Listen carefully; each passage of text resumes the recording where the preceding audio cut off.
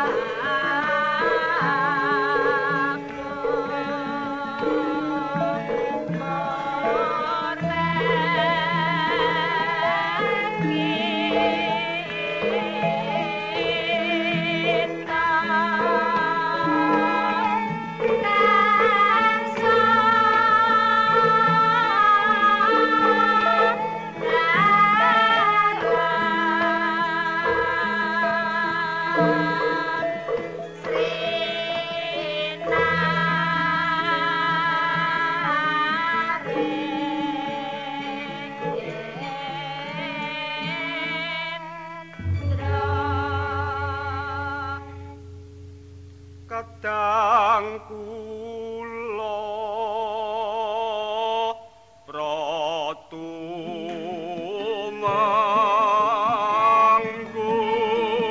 manggung manapa nyoba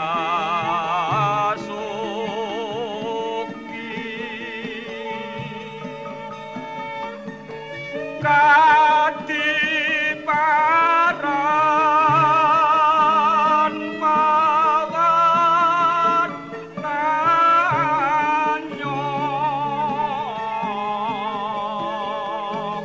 sadaya samyo nanging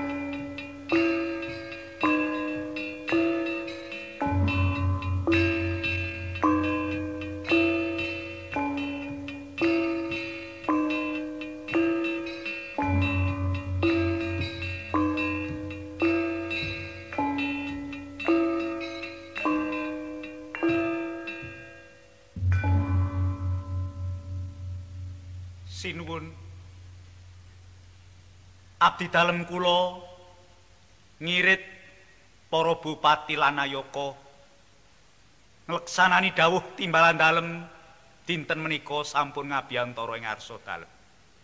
Mboten kesupen abdi dalem ngunjukaken sembah pangabekti ing sandhap sampeyan dalem siku. Ndak tampa sembah pangabektimu sing oranu. Ora luwih puja pangestuku genti tampan. Lho nggih. Sanget anggena dalem undi sinuwun. Tumenggu ngalap-alap Wonten dawuh sinuwun. karaharjan ngadhepmu ana ngersaku. Pangestu dalem sowan kula mboten manggih alangan. Kula nyaosaken sungkeming pangabekti kunjuk sinuwun. Yo ndak tampa. Tumenggu Wiraguna, Kula sinuwun. kepiye kewajiban kang ndak pasrahke marang kuwi? Ih, sedaya jejiban tansah kula tindakaken kanthi sae. Boten badhe dalem, boten badhe damel ing seming panjenengan dalem ingkang sinuwun.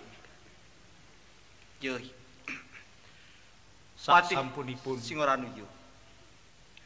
abdi dalem kula sami sowan ing ngarsa dalem sinuwun. Saktemenipun ing manah kaget sanget dene dinten menika. Mboten dinten pisowanan nanging sampeyan dalem timbali sinuwun. Awit saking menika rehning kula sedaya sampun sami ngabiyantara ing ngarsa dalem. Wontena kepareng dalem tumuli paring dawuh sinuwun. Sing ora nuyu. Patih sing ora nulan kabeh wae kang padha sowan. Lho niki. Nggih. Ngleksanani keputusaning pirembugan pisowanan kang wis kepungkur. Yen aku kepingin manunggalaki para kadang adipati ing tanah Jawa. Lho niki. Srana nyingkirake kumpeni saka ing tanah Jawa iki enggal bakal ndak leksanani. Lho niki. Rene wis bakal ndak leksanani apa isih ana bab-bab kang bakal ngridu lakuku nggonku bakal ngresikake kumpeni saka ing tanah Jawa sakmengku patih sing ora. Lho niki. Lepat nyuwun sih pangapunten dalem sinuwun. Yo piye? Rehning wanter dawuh dalem. Kersa dalem dangu mbok menawi wonten pepalang ingkang badhe ngrendheti karsa dalem. Mongko karsa dalem badhe manunggilaken para adipating tanah Jawi ngayom ing panguwasa dalem. Menika sak kelangkung wigati tumrap praharjaning kawula dalem. Mila wonten ing pisowanan agung dinten menika keparenga kula ngunjuk sinuwun. Bilih saktemenipun sampun sawetawis wulan menika abdi dalem adipati Encik Simailing Pandhanaran nglirwakaken kewajibanipun sowan. Malah kula sampun kengkenan abdi ingkang kapatah pados telesih wonten ing Pandhanaran. Tetelo laporanipun ngunjukaken katerangan bilih Adipati Encik Simail sampun cecawis ngladi para prajurit. Niatipun badhe wani wonten ing ngarsa dalem. Mila sumangga wonten ing ngarsa dalem sinuwun. Yen ngono patih sing ora nu sadurunge kersaku bakal ndak leksanani. Jadi, Luwih becik Kadipaten Pandhanaran iki dirampungi luwih dhisik. oh, jadi Miturut awasanmu, banjur sapa kang pantes ndak utus menyang Kadipaten Pandhanaran ngrampungi perkara iki? jadi. Rening abdi dalem Adipati Encik Simail menika satunggaling adipati ingkang sampun penuh pengalaman. Wawasan sarta jembar tebaning pangertosanipun perkawis perang menapa dene ugi perkawis ingkang sambet kalian ngirup pikajenganing kawula alit. Mila boten wonten sanes saking wawasan dalem menawi wonten karsa dalem namung abdi dalem tumenggung alap-alap ingkang kadugi saged kautus dhateng Kadipaten Pandhanaran Sinuwun. Yo, aku sarujuk. Nggih. Tumenggung ngalap-alap. Kula sinuwun. Maju sowan. Noni nggih. Laras karo kang diunjukake dening Patih Singorangu. Ring Kadipaten Semarang, Kadipaten Pandhanaran kuwi balelono ngersaku. Ya kuwi Adipati Encik Simail kang wis pirang-pirang pisan ora sowan. Mulane aku paring dawuh marang kuwi. Lumarapa menyang Kadipaten Pandhanaran. Tak yeno apa kersani, apa karepe Adipati Encik Simail dene nglirwake dawuh timbalan. Noni nggih. Kula mboten badhe badal dawuh timbalan dalem. Nanging sinuwun kangge njagi mbok menawi mangkih wonten rubidanipun kula nyuwun kepareng dalem nganti prajurit sakwetawis. Yo ndak keparengake. Nggih nggih, kepareng kula bidhal sak menika sinuwun. Yo tumenggung ngalap.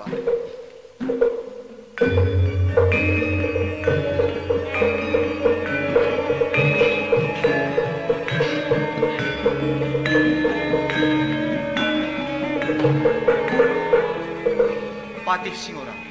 Kula sing Gandeng wis purna pisowanan dina iki. lho niki. Ndak keparengake kang padha sowan tumuli bodho. Lho niki. To dawuh timbalan dalem pisowanan dibodholake. Nggih.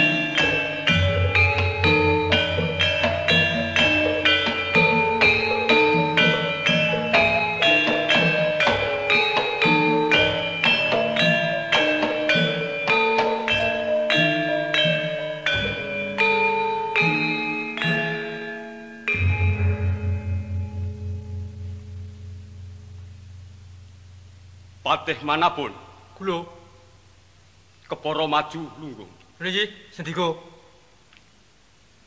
Basuki sowan. berkah pangestu panjenengan dalem winantu ing karaharjan sembah sungkem kula wonten ngarsa panjenengan dalem Kanjeng Adipati. Ya, tak trima pangestuku genti tampanana ya. Nggih, Sepepak apa sing padha sowan? awit saking dawuh panjenengan dalem bilih dinten menika dipun wontenaken pasewakan ingkang mirunggan. Setunggal kemawon boten wonten ingkang nglirwakaken dawuh.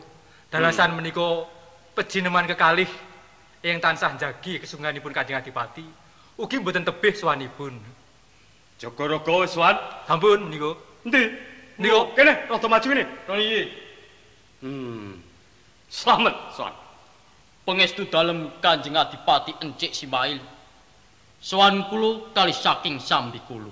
Keparengu kula ngaturaken sembah pangabekti. Ya, pangestuku wae genti tampanana ya Jagaraga.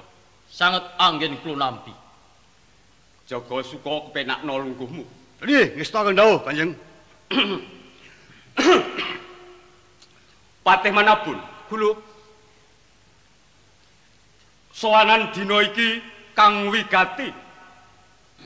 Aku bakal mundhut prisa marang patih manapun. nggih. Sasi kang kepungkur aku dawuh marang kowe manapun. Supaya nglumpukke para nom-noman.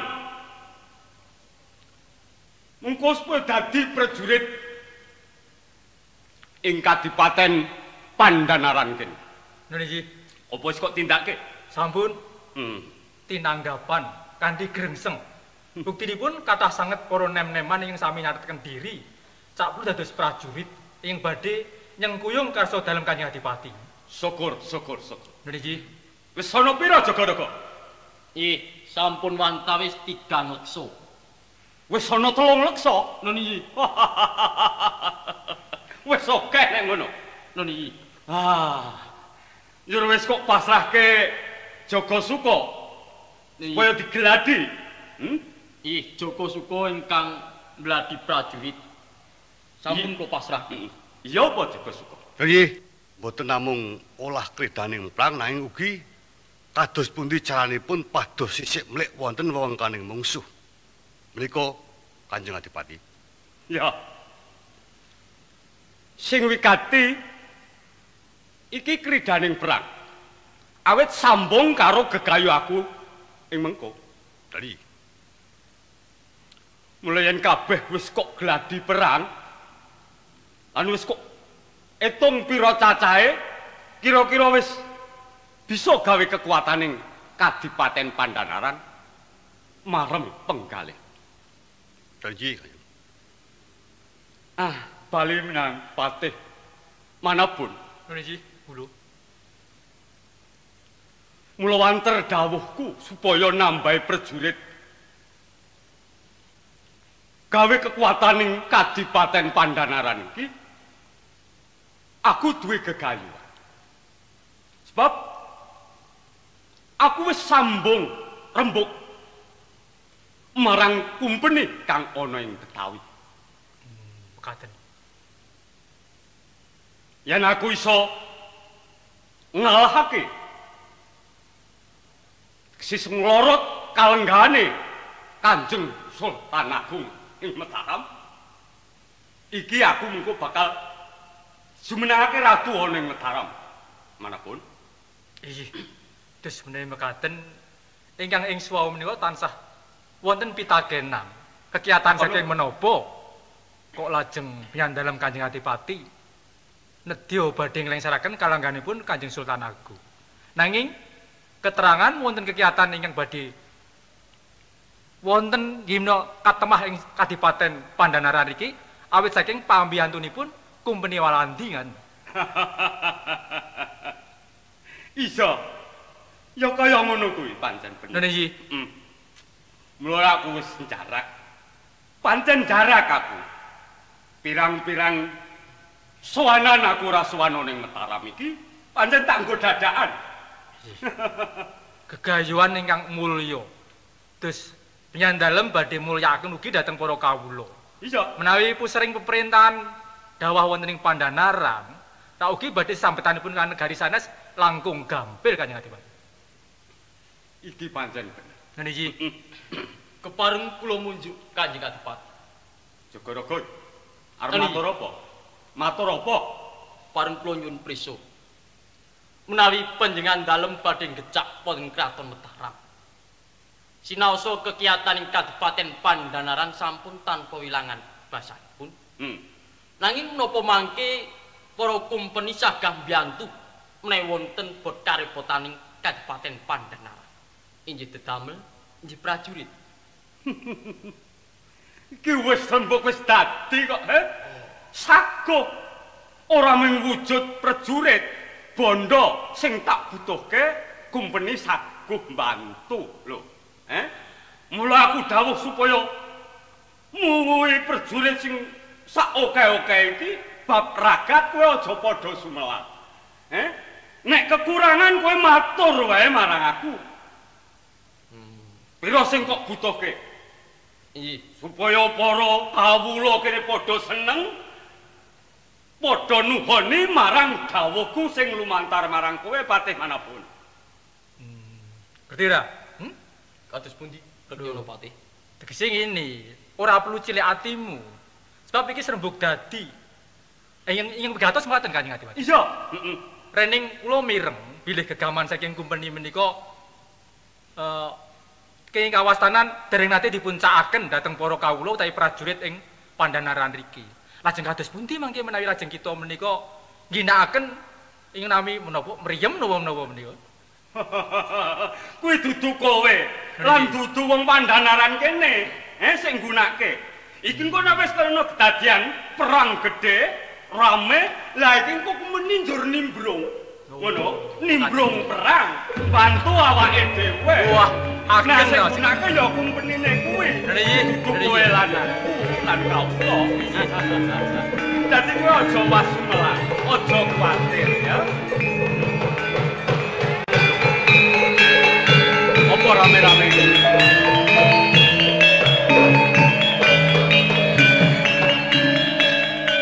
Pun pangapunten Kanjeng Adipati.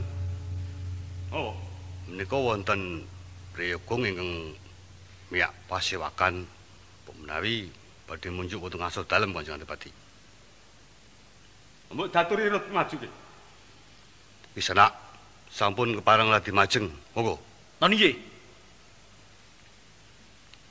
Oh. Kira kok mengko ngalap-alap. Inggih, Di. Kok janur gunung Kadingaren kersa rawuh wonten ing Kadipaten Pandhanaran. Sami sugeng to kira kok. Pangestunipun mboten wonten alangan. Kosok wangsul kados pundi kawontenanipun Adi Adipati Cik Simail. Wah, nek kula slamet. Nggih, syukur menawi menawi. napa-napa. Kawula kula nggih padha setya tuhu. Padha Nggih. nyambut gawe ngemban kewajiban saben dinane pun mboten nonton kendhate. Mila kok ketingal pepak nggenipun sami sowan wonten ngersanipun Adi Adipati Cik Simail. Lah menika nyatanipun kathah sanget ngaten kok, Di. Gumun menapa kira kok? Gumun. Menika sampun saben dintenipun ngaten. Saben pisowanan kathahipun semanten menika. Nggih. Menika mawon kathah ingkang boten sowan sami ngemban kewajiban jaga tata tentreming kadipaten. Oh, ngaten. Nggih. Nggih. Kula menika mboten gumun. Nanging malah remen manah kula. Sebab saestu menawi Adi Adipati menika dipun suyuti dening kawula ing Kadipaten Pandhanaran. Ngaten, Adi Adipati. Kados pundi kira kok? Sowan kula wonten ngriki sak temenipun kula menika ngemban jejibahan. Oh. Pun utus Kanjeng Sultan Agung. Leres. Ndikaaken nak yenaken. Sampun wonten 3 pisuwanan. Adi Adipati Cik Simail menika mboten ketingal sowanipun. Saestunipun wonten menapa to?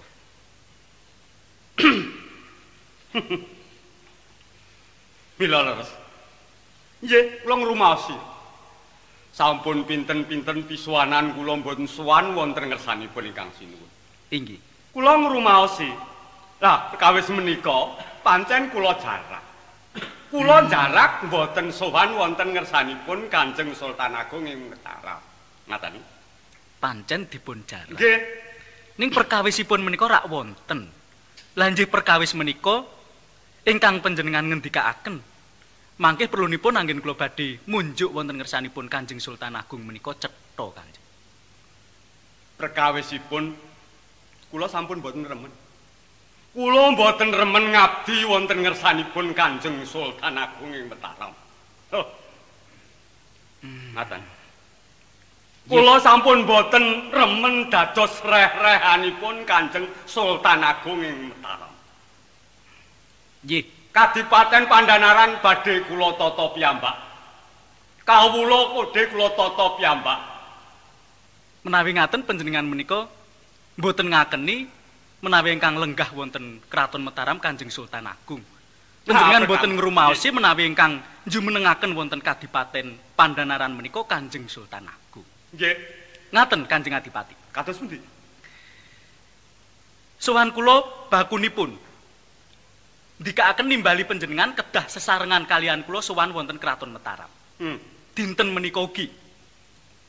Kula. Inggih. Lah menawi panjenengan boten purun kula ajak sesarengan sowan wonten Kraton Mataram, kula sampun kaparingan purba lan wasesa. Ngaten ta?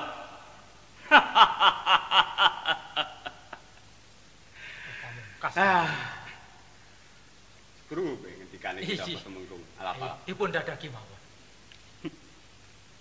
Malah saya mongkok ya. Nggih, nggih. Kira kok Kados pundi, Dik? kula caos wangsulan kalian kira kok tumunggung alap-alap. Kula menapa malih sak menika benjing ben sebulan malih kula mboten badhe sowan. Kula mboten purun sowan wonten ngersanipun ingkang sinuwun Kanjeng Sultan Agung ing Mataram. Ampun, bakunipun wangsulan kula nggih menika. Panjenengan sampun mireng kalian atur kula. Kula menika sampun dipun paringi purba wasisa. Tegesipun menawi panjenengan menika badhe bangga mboten purun kula ajak sesarengan, badhe kula peksa inggih senajan mawi cara menapa kemawon. Oh. Arep meksa ta nek ngono? Menawi panjenengan mboten purun sowan, kenging menapa kula mboten meksa. Papanipun wonten ngalun-alun rika sing papan jembar nek sampeyan ajeng meksa kula. Oh, Mang tenggo wonten ing inggih, alun-alun inggih, Kadipaten. kula tenggo wonten alun-alun.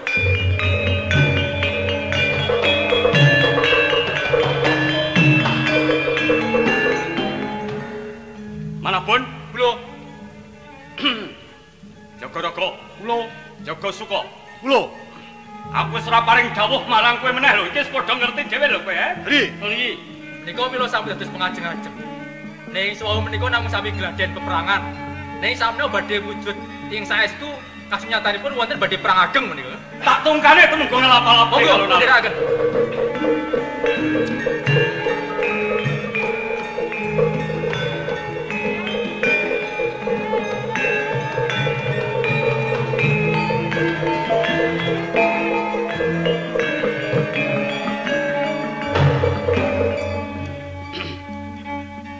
Manapun Kula. kowe sing tangkap. Nggih, Aja nganti kaya bocah cilik. sampun aliting penggalih. Prajurit sampun siaga. Keteranganipun tumunggang alap-alap panjenengan mboten namung piyambakan. Sampun bekto prajurit ing nedya badhe merwasa dhateng kiyataning Kadipaten Pandhanaran iki kan. Kuwi wis mesti, Nggih. mesti akeh pendereke. Ning wong aku ki wis ngerti yo an kabare tumunggung alap-alap ki. Nggih. Kuwi sing prajurit peng-pengan. Senopati Mataram uga. Nggih. Mula kowe aja padha miris atimu. Ya? Nggih. Aja padha miris atimu. Gegaman cawiske. Sendika Budal, Jaga Raga. Jaga Raga. Sampai sini gaman Jaga Raga. Prajurit, prajurit.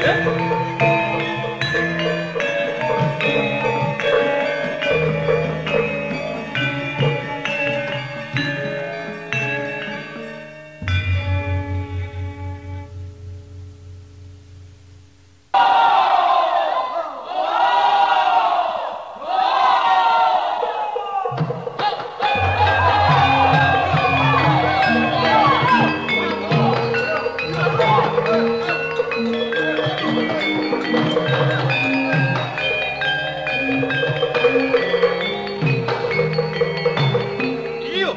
Wong-wong Kadipaten Pandhanaran, ha? Yo, aku Pejiman Jogorogo. Oh, Jogorogo. Sopo kowe? Tumenggung Wiro Gunaska ing Mataram.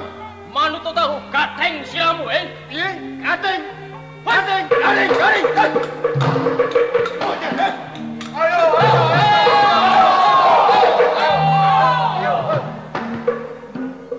Sawa mono piro gati? Iki prajurit Mataram wis tuwa do maju ae. Sing enom karo maju, Anane tu. Nadyan tuwa isih wani maju nang Palagan. Wis sapa li? Aku Joko Sukoe pejenengane Kanjeng Adipati Encik Semahe. Pandhanaran Nungkul. Piye? Nungkul. Nungkul iki. Iya, iya. Iya, iya. Waduh, iya. ora krasa. Iya. Ora. Aduh, ayo, ayo. Hop. Napa kok tandek aku? Nyeleneh kowe ya. Kok nyeleneh? Kabeh priya kowe wanita dhewe, ha? Oh, kowe ngremehake karo wanita, ngono apa? Ora. Ayo. Yo. Kowe bali yo. Ya. Bali rasa nang Pandhanaran. Rumangsamu aku ki utusan dari kepiye? Utusan wong wis tuwa. Nyorohke nyawamu ngono apa? Nek iso iso kowe mateni aku para yoga. Oh, njaluk mati to kowe? Kowe lah seneng apa? Ketiban tanganku iso jengkelang padamu. Cobanen. Tenan apa piye? Ya. Ora. Ya. Kowe, waduh. Oh, aja mbok anggap sepele aku. Metes. Kan ngambleng? Ya, tak genti tak tampuk. Ati yo. Duh, Ayo. ora apa-apa. Guyu. Tapuk meneh kowe. Apa? Tapuk meneh. Iki kok tenanan to iki? Ya ora piye. Ayo. Dan. Yo. Saiki nganggo gaman. Nganggo gaman. Yo, Tak ladeni. Ayo. tampanan lagi. Yo. Wah, wasis kowe ya. Wasis. Yo. Awas tak sup. Yo.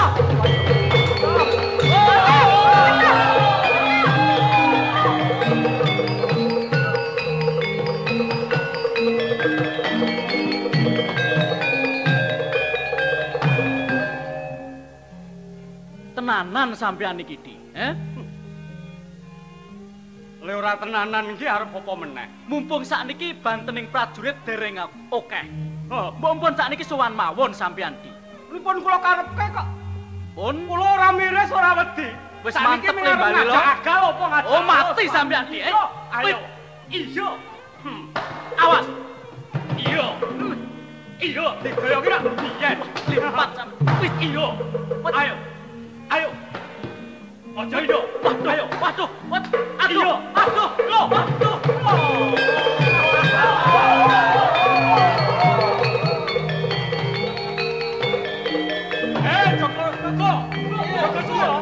Lan kowe batik manapun? Iya. Saiki kudu sing ati-ati. Iya. Sing jaga kudu saiki patak baris meneng tepis piringi kadipaten, Ini. Menawa engko ana muringe Kanjeng Sultan Agung njur ngriki kabeh prajurit ing Mataram. Iya. Kowe badhe tanggal jawab. Wis teng kesuganipun Kanjeng Adipati, Bang. aku tak kundur kadipaten. Iya, Diko.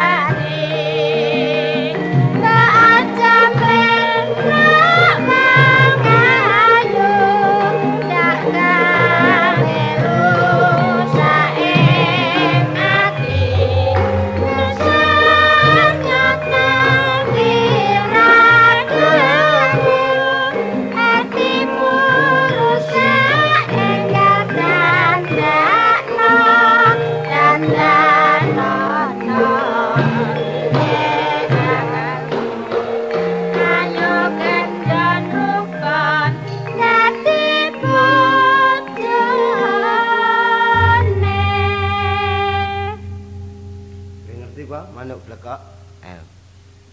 Manuk blekok nganti tuane semene ora ngerti iki kepriye. Kowe nek ngerti tak takoni ayo. Piye? Padha dene awake dhewe dadi uler kirik. Uler kirik piye to? Cantrik kirik. Cantrik iki nang ndi rek mung bocah cantrik wae to. Cantrik iki ora bocah. Senajan tuwa ning ana sing dadi cantrik. Lah iya ning sahabat ya cantrik. Ning sebute rak sebutane mesti bocah cantrik. Aku rak sing ngundang sang pendhita mergo tuwa kono. Mulan iki padha karo manuk. Nah, manuk blekok kuwi ayo kowe nek ngerti. Tak takoni, nek kowe wis tau keruh-keruh manuk blekok to? Sing arep takok iki nggon apa nek manuk blekok ora barang aeng to kuwi? Lho, rumangsamu, reh ning awake dhewe iki urip ning rombongan kapanditan ngono. Dadi apa-apa ki kudu disurasa. Dadi nek ngen pendhita ki urung tau ngrembug manuk bleka. Ya, kowe aja umuk lho tak takoni cilaka kowe. Takono sak bujatmu nek mung takon manuk bleka wae, manuk bleka ki piye sikile dawa? Nah, piye? nek men sikile dawa kuwi barang wis nyata, wis Lha ya ketok. dawa. Saiki tingkahe sik manuk blekok kuwi. Lho, Sebabe apa kok manuk blekok kuwi nek nucuk yuyu ta mau nggon gendhinge, dadi rak percil. Kae kok sikile digantung siji iki apa sebabe? Wis. kuwi ngematke barang sing arep dicucuk. Nah, kowe kleru le ngomong. Kau ngono kok wani dadi cantrik. Ngematke iki ora iso kok gantung sikil. Umume wong ngematke iki ngiyes-ngiyes apa ngiyir-ngiyir kae ngono lho. Nganti wong madat. Nah, mula kuwi. Nek aku ngematke sing ditotol kuwi. Kok ngematke sing ditotol. Ha mula Ayo sikile digantung siji. kuwi ora ngono. Ah piye nek kowe? Ayo coba. Sing gampang wae tur nyata kuwi. Mula sikile digantung siji. Sebab nek digantung kabeh tiba. Si manuke blekok kuwi. Ha iya. Mung kaya ngene kok tak omong kowe. Ora sah. Ya men kok iki barang lawas-lawas iki tinggo ndedawa. Ya saiki domong sing aeng-aeng. Apa? Hah? Wis jak mbaleni. Aeng-aeng ya bangsa ngandhake pengalaman barang ngono. Saiki ngono awake dhewe iki dadi cantrik kok mung golek kepinteran ta. Sok nek wis pinter awake dhewe iki aja kepengin mengarep pengin dadi punggawa negara ngono. Dadi ya sing gawean jaba barange ditandangi nek yo kabeh kepengin dadi abdi kepengin dadi punggawa negara, ya engko gawean jaba ora ono sing nandangi. Ah ngono. Kok gawean jaba ki kowe kok mempenge gawean jaba wae iki yo. Lho, Sing jenenge nek saiki jenenge wira swasta ki apa? Ya. Iya ta? Aku saiki ngedeke bingkil jam. Bingkil jam. Ha, tukang jam. Kowe bingkil jam. Aku bingkil sik njegok kae karo. Piye? Kae ra ono bingkile kae ra tau rusak kaya ngono kae. Kowe wis ngerti apa suka dukane wong gawean wong dadi bingkil jam? Piye? Ayo coba. Piye? Aku wis tau pengalaman bingkil jam. Aku nek sing marane jam ki ngerti ku ya mek garek weruh sak ngono kuwi. Pancen ora ngerti jero-jeroane. Bingkil jam kuwi ora penekan, ora angkat junjung gaweane enteng. Angger mangsane arep hari raya kae dina riyadi. Sing dandake akeh. Aku pas ngarepe dina riyadi sing dandake akeh banget aku kawit esuk wae nganti ora keber mingset. Bareng sing dandake do lunga, rada sela to le. Aku yo entas dandan-dandan buka-buka mlayu nyang mburi rekane arep isuh aku. Rekane. Ha iya. Bareng aku ngangetke jempolku sikil dadi gedhe banget lah aku iki. Gedhe mengko njuk wulune ngon sikil iki ketok diwut-diwut lho kembungok sak kayange. Bojoku teko. Napa bapakne? Napa bapakne? Kono ya aku iki jempolku iki piye jempolku? Kono ya ndarani kena apa-apa ngono ta. Mlayu. Aku bengok mergo jempolku gedhe banget iki. Bojoku nyekel cek dipecet-pecet. Aku urus jempole bojoku. Aku ya bengok menah. Mbokmu tekmu ya melu gedhe. Kuwi. Ah, bareng bojoku ngengetke aku. Guyu. Wadah. Kowe iki sing wong edan kok. Ha piye to Bapak anu mbokmu? Lah kuwi apa? Sing tememplek kuwi. Lah wong kowe lemu temandang gawe ya urung tok copot ngono kok. Bareng tak delok, wo aku sing nganggo kuwi keker kuwi. Nganggo surya kandha tememplek ning mripat. Mulane aku ndelok apa-apa kuwi gedhi to. Ada nek wong sak omah iki buta kabeh to. Aku iki beja kowe mek weruh jempol, ya ta? Iya. Aku nek ngantek weruh untune anakmu, lho, ya ta? Wah iya saya Ora ramah. kowe mesti girap-girap. Karang iki jenenge pengalaman kok le. Pengalaman kowe ya ora wani ngandak kene ndelok liyane apa-apa ngono kok. Aku bangsa pengalaman kok bangsa ming kewan wae tak rasake. Berarti men wong ning penditan kok ning kapertapanan kuwi. Ayo mlen awake dhewe nek leren le nyantrik ngono iki ya nyambut gawe sing apa sing disani awake dhewe le. Yes kuwi apik nek kowe duwe sampean iso ndandani jam kuwi. Iya. Langsung anu wae nganake pasang kae pengumuman kae. Tukang bongkar pasang. Ngono. Aku. Ha iya, engko tandangi wong loro. Aku sing bagian bongkar, kowe sing masang ngono. Terus nek mung khusus kon bongkarke jame tok wae aku sing bongkar. Ane bongkar pasang rak digenahke nek kowe ngon tukang jam. Nek muatan bongkar pasang kowe kon bongkar omah engko malah kewan. Lah jare wae iki sik dirembuki jam kok ya. Oh lah iya tukang bongkar ngono. Ning kuwi nang ora sambung karo pertapan kene ya. Wis aja werna-werna nek momongane dhewe rene nek malah tak ditakoni sing werna-werna. Ora arep takon werna-werna nek. Ya. Nek ora takon tak kabari le. Mah, iki lho iki makmu gedhe iki jempole malah tenan marai girap-girap. wong-wong edian saya tuwa ora golek dalaning padang. Lah malah ngene-ngene iki. Ayang gawa obor lah. Aku ngabori apa? Ayo meneh golek dalaning padang nek peteng gawa obor.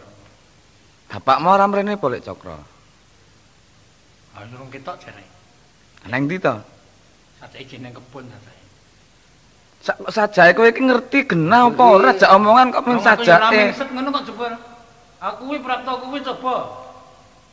Nek bangsa pendhita iki mestine ya. Setunggal dene le ora sambung guneman. Ngrekoso saiki aku guneman karo kowe ngrekoso. Ayo saploke urut diwedani jempole makmu gedhe Cakra kuwi aku ayo wis. Kowe ki angger kokean ngelmu peparingi bapak, njer guneme ora sambung. Lah kuwi. Werna-werna ning ora genah. Aku ki mek ngapalke kae lho ngelmu iku kelakone kanthi laku ngono kae ta. Saya kena nggo penataran barang ora iso omong liyane nembang kae wis rampung. Mula wong ki kudu kurang sampurna ki mergo kurang syarate nek kowe. Piye? Ya nganggo disyarati, syarat iki ngelek. Ora ngombe. Ora ndelok soroting sengenge. Ora urun jaba, kuwi syarat. Kuwi nggo gayung ilmu ngono. Kuwi malah wong kualik kuwi. Ora nrimo karo sing gawe urip. Wong dikai srengenge, dikai apa-apa kok njuk ora mangan, ora ndelok srengenge. Lho. Kuwi jenenge wong ora nrimo, kuwi wong gayuh kok. Sebab ngelmu gaib nek digayuh ora sarana peteng utawa meneng. Ngono kira iso teko. Aku carane tempe dienggo mbacem kok.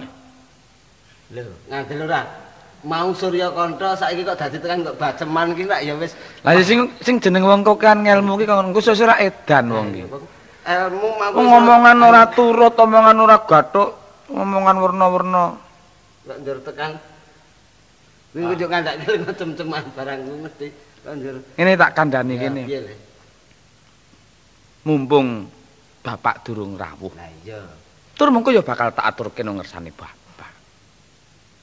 Aku ki ora kerasan ning omah saiki. Kerasan. Ah piye? Nek pancen ora kerasan ayo apa pindah saka kene ngono. Lho sing mare ora kerasan ki ditakokke ra ana to. Apa ya nyawang sesawangan sing wis ora nyenengke, apa ya turu kurang kepenak. Kuwi malah kesuwen wong kurang enak lho, sing mare ora kerasan ki ra ana to sebabe apa mengwaten ora kerasan. Kowe iki wong mek jamoman kok njur kaya entel dadak nyelidiki ditakon iki ora kerasan iki piye kok aku ora kerasan iki nek ora kerasan apa pindah ngono kuwi pas kok njur kaya ngene sing tak karepe. Aku ora kerasan mapan ning pertapan Gunung Pring kene iki. Nah kuwi nang Gunung Pring ora kerasan. Mergo saka mekaring atiku ngrasake swasana apa sak lawase urip aku ki ming kaya ngene iki. Kowe rak ora do gelem ngrasake. Esuk kae sing ngene jedul saka wetan. Saya dhuwur, saya dhuwur, saya dhuwur, saya munggah. Aku ki uripku ngendikane bapak. Nek padane sing ngono agek tengah nih. Bakal iki sing munggah. Junjung derajating kulawarga Gunung Pring kene. Ning nek rina wengi aku ya ming srawung karo kowe, ya ming kok jak ngrembug tempe baceman, kok jak ngrembug apa aku mau jempol sikil. Kaya ora mletik pikirku. Malah lho, iki malah anake dhewe iki Bapak Canom rada nalar ngono. Ah kowe iki sing ora tampa kok. Kuwi sing dingendikake momongane dhewe iki sejatine iki ngelmu. Ming kowe sing ora tanggap, kowe dijajaki nek ngono. Ayo. Oh iya. Lho, wis ngandhake sengenge sekawetan. Sekawetan. Saya dhuwur ning dhuwur tengah panas banget. Engko nek ketutupan mendung jenenge rembes. Wis ora gaduk meneh to. Apa aku ora jeleh? Rina wengi aku mengadu arep karo wong sing ora tak onekke waras. Ha iya. Nek jane iki omong iki rada sambung karo mau kae. Saiki srengenge ya rembes. Iki mergo ya kaling-kalingan Surya Kantha kuwi. Niatku kuwi aku arep golek tambah sesrawungan, seserepan, syukur bagi aku bisa ngabdi. ning negara Mataram ngono apa kepiye? Oh, kuwi aku Kuwi lho. kuwi kok kaya ya rada bener. Ya ta. Ala apa wong ki nek dadi abdine ratu? Lho. Oh, ngono Cedhak ya. karo Udanegara, cedhak lir samubarang, kawruh kang luwih sampurna. Ning nek kowe karep kaya ngono arep ning Mentaram dadi abdining ratu. Ki makmu gedhe Cakra ki wis mesti Suraya.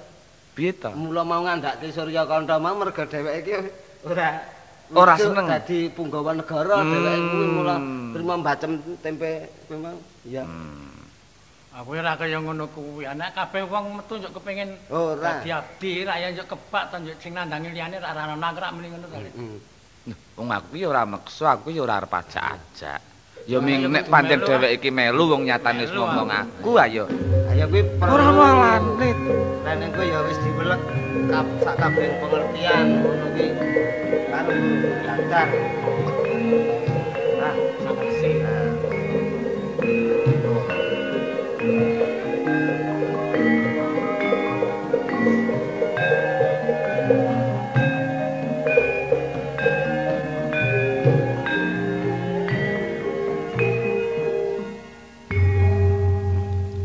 Monggo Kyai, sampun dipun ajeng-ajeng kalian Sapa sing arep-arep? Kang Putra. Karo bapak ora kena matur bab. Ora. Belek Cakra Wis iki wis tak pedhot wis damar mancung. Iya nek ora krungu. Nggih. Nek krungu yo ora dialing-alingi apa meneh. Ayo. Oh. Apa dikira aku mau ora ngrungokake anggone padha ngomong apa? Oh, Kyai sampun midhanget. Ayo mestine krungu wong jarene wong di kuping ki nggo ngrungokake. Enak kados Dhewe tau ngomong dhewe kok. Oh, kene matur rembe sing srengenge mau kudu kok jandrake. Iki sang begawan wis dawuh jarene nek duwe kuping iki kena nggo ngrungokke. Iya. Ning awake dhewe nek mangsuli kok ndarani cara kono ya. Awajan kae ya ndi kuping. Ayo kowe tunggale manuk bekok mau. Iya, iya. Monggo-monggo Iya, iya. sampeyan kula tebahi sik. Oh iya. Ya. Kene rada maju kene. Iya, Pak. Kowe duwe penuwun utawa kekarepan kaya ngono. Wong tuwa kuwi mestine ya nyarujuki lan ya mangestoni. Nanging apa kowe wis duwe sangu kowe ngleksanani sing dadi karep lan penuwunmu kuwi mau? Aku ora iso matur, Pak. Sangu apa sing dikersake panjenengan? Ngene. Wong dadi priyayi kuwi abot sanggani. Upamane kowe duwe kewajiban ora kena mingkuh ing bekewuh lan nilar dhateng nang kewajiban. Iya.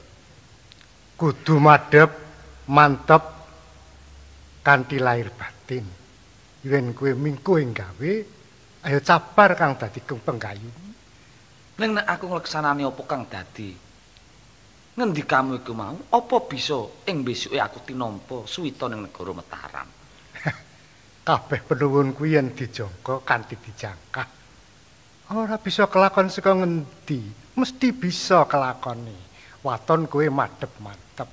Pituture wong tuwa sing mawarna-warna kuwi nggonen aja kok lalekake. Kudu wani ngalah, kudu nrimo lan sak kabehing kesaguhamu kudu kok tindakake kanthi lahir batin lan tememen. Ya to, Pak. Pancen karepaning atiku ki ya kaya wedharing pangandikamu kang mengkono iku, Mak. Awit yen ora ngono. Coba tak aturi menggari. Yen aku ming tansah ana ing pertapan Gunung Empring kene, srawung karo kabeh para cantrik. Lah ora ana keundhakane uripku. Iya. Senadyan aku kuwi putramu. Panjenengan kuwi jejering pendhita. Ning aku nduweni gegayuhan uripku besok aja ming kaya kowe kang tak karepake ora kok jeneng remehake marang panjenengan ki ora, Pak. Ning aku nduweni pepenginan supaya aku luwih dhuwur tataraning uripku tinimbang kowe. Semono uga besok anak lan putuku saya mundak. Ngono dadi jagat pesrawungan iku saya maju. tak gondelana dikaya ngapa mapan kowe wis mantep kang dadi kekarepmu. Lah seranane kowe kudu nganggo syarat kang supaya tinampa marang sakabeng penggayumu. Piye-piye seranane, Pak? Sing kok tuju sing anteping pikirmu kowe njujuk swita ning endi? Negara Mataram. Mataram. Iya. becik. Ana ngersane Kanjeng Sultan Agung Anyokra Kesumo, Pak. Kowe njujuk ing alun-alun. Yen ana ringin sak kembaran, kowe ning tengah kono pepe. Mengko yen ana priyogong kang nyaketi, kowe ngaturake apa kang dadi panuwunmu nggih. Yen ngono gegancangan Pak, tak estokake apa kang dadi welingmu? Iya. Lek Cakra karo Lek Prapto tak jake, Pak. Iya, oh kok jak. Kowe melu ning Mataram ya, Lek ya. Nggih, monggo. Kono-kono tutno, sing ati-ati ana laline lingno ya. Sampun, Kyai, sampun. Iya.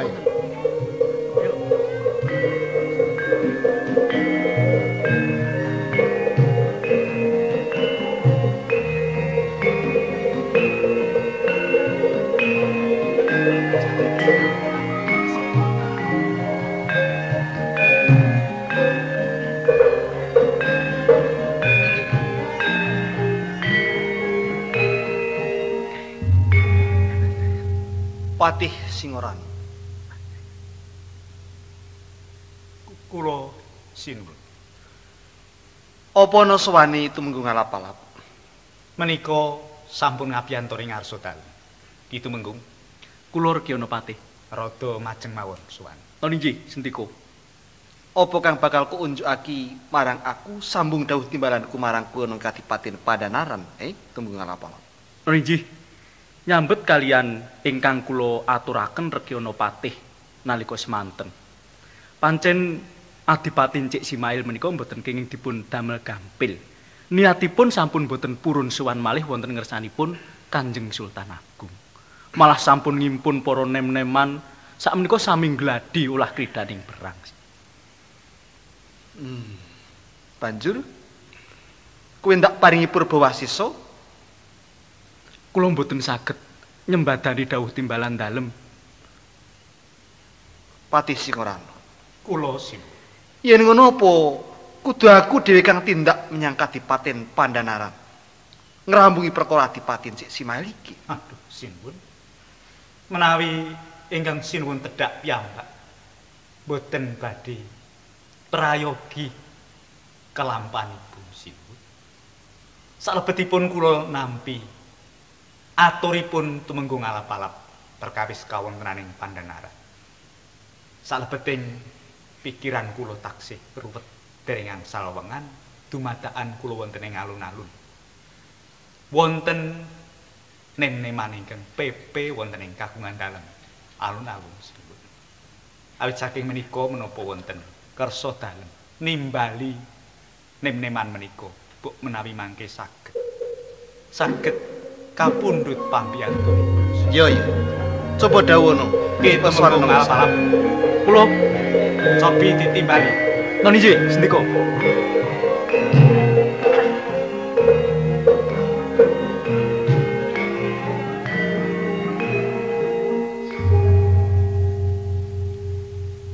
Singoranu, kula. Iki apa sing kok aturake? Lha niki. Kowe bocah saka ngendi lan sapa jeneng? Saking Gunung Pring. Nami kula Joko Prasetyo Sinuwun. Joko Prastyo. Lha niki. PP ana alun-alun Kraton Mataram. Darbe wigati apa Prastyo? Menawi wonten kepareng dalem, abdi dalem kula kepengin suwita wonten ngarsa dalem ingkang sinuwun Kanjeng Sultan Agung. Kepengin suwita. Lha niki. Ngene Prastyo. Gandeng Kraton Mataram lagi ana ribet. Ya awit saka pamirange Adipati Pandanaran Cik Simail. Lha niki. Kowe bakal ndak tampa nggonmu swita ning Projing Mataram. Nanging yen kowe bisa ngudari ribet ing Kraton Mataram, apa kira-kira kowe saguh? Menawi menika ingkang dados rananipun, abdi dalem kula nyendikani. Saguh? Lha niki. Yen ngono Prastyo. Dawuh timbalanku marang kowe. Sowan lanurane Adipati Pandanaran Cik Simail kuwi ndak pasrahke ndak borongake marang kowe. Dawuh dalem kados sampun kula tampil lah dalem kula nyuwun pamit dinten menika. Yo yo. Kepareng nyuwun pamit Rekyonopati. Nyangoni slamet laku. Patih Singorani. Kula sim. Mangu-mangu rasane ngati. Noni. Apa kira-kira bisa Prastya ngrampuhi gawe? Lawang temunggu ngalap-alap wong kang digdaya. Kulino ngadani perang wae kalah mungsuh Cik Simahil. Prastya apa bisa jagaken? Ingkang kula jagaken namung sih paliwirmaning pangeran ingkang suci. Ya mung ngono. Aja kami tigang. Najan mbok menawa lakune Prastya duwe cara dhewe. Aja nganti akeh bebanten ing para kawulan prajurit ing Metah. Kersa. Mulane memanu ana lakune si Prastya. Ana niki. Sendika nyun pamit sih. Yo yo Singorani.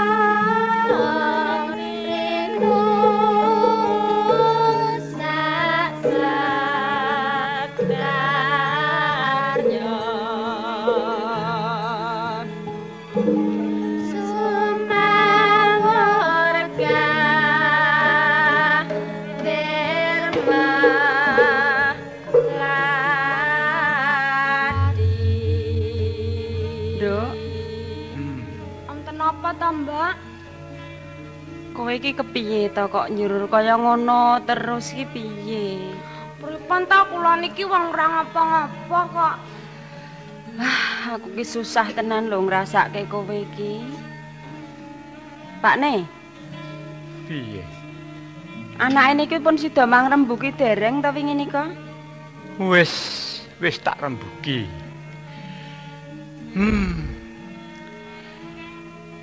Wangsulane mung ora gelem. Lah pripun wong sing lakoni mon kula kok bapak kali Simbok niku isane mingoyak-oyak mawon. Lho, Simbok ki karang wong tuwa. Tembunge ki ora ngoyak-oyak. Ha niku nyatane kula ajeng dipeksa ngoten kok. Be ngono lho, Nok, nek kowe gelem, aku karo bapakmu ki jenenge rak dadi wong ya wong mulya. Sak ora-orane ngono lho. Lah engke wong saben dinane teng kadipaten. Ning nek ora gelem, Aku karo bapakmu rak ya mesti dipidono. Nggo dereng mesti. Ngene, kowe manuta karo bapak. Pak. Welas ana bapak karo ibumu ya. Bapak niku pripun to? Piye? Niku tresna kalih kula mboten to? Aku tresna karo kowe. Nek bapak kalih simbok niku tresna kalih Supranti, mestine nek nggih kula niku diwenangke milih dhewe ngoten. Pancen karepku ki ya kaya ngono kuwi. Nah kene ning susahe simbok karo bapak iki, bapakmu ki njur wis nampa dawuh kuwi. Ora pakne sampean ki mbiyen ya lek kepethuk ki nang endi to kok dadi kono preso kuwi. Simbok iki kok ora karo nyaruk apa. Aku ora ngerti kesampe tangan malah keluntungan nang kono. Kowe iki rak ora ngerti.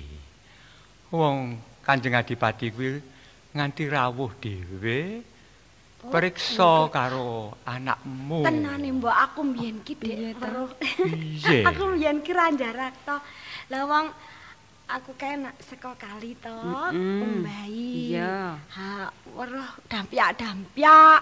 Tak kira rak ming wong arep ngono apa kae nemokke manten apa ngono wong.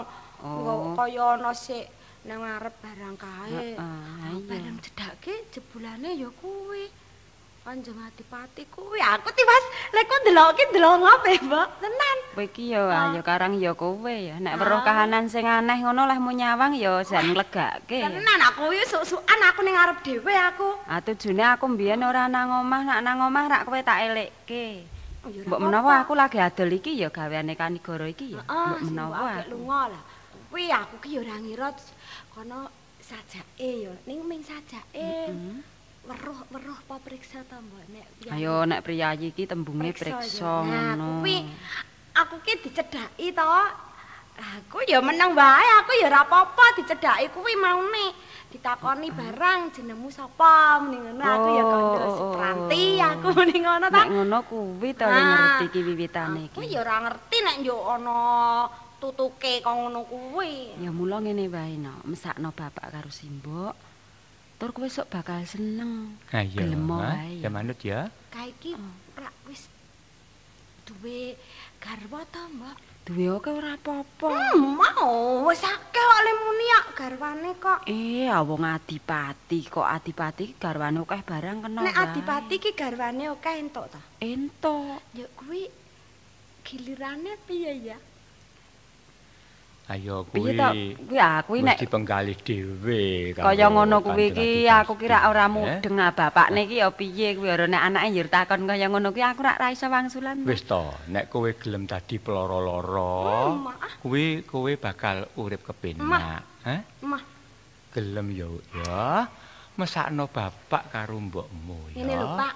Bapak ki wong tuwa to mestine nek matur ning kersane kuwi Kanjeng Adipati ki rak ya iso. Wong niku anak kula niku dereng purun. Nek isone iso, ane wong adipati ki kuwasa kok, Nduk. Ngene, Nduk.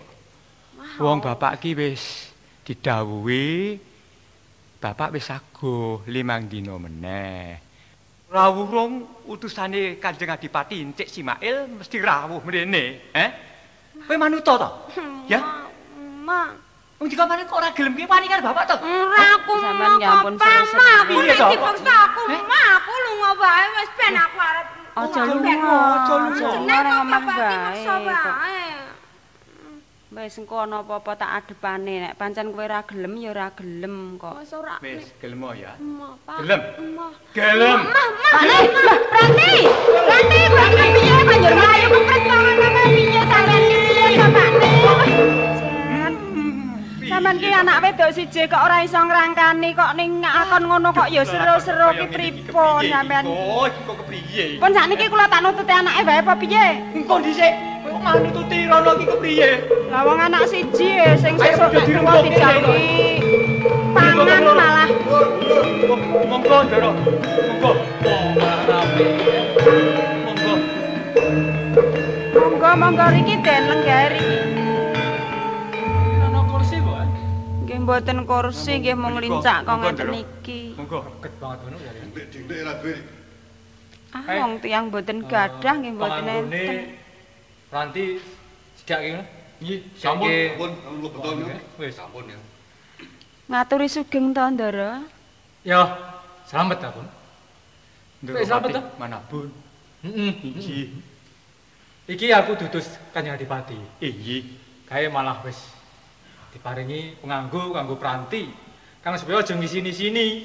Sakmasane diboyong ana ing kadipaten. Kae. Kae juga ngono. Lho iya, paring ki ngono. Nggih. Pripun niku, Pak Ne, pripun? Bakal bungah seneng kowe. Tandu gawe sediake.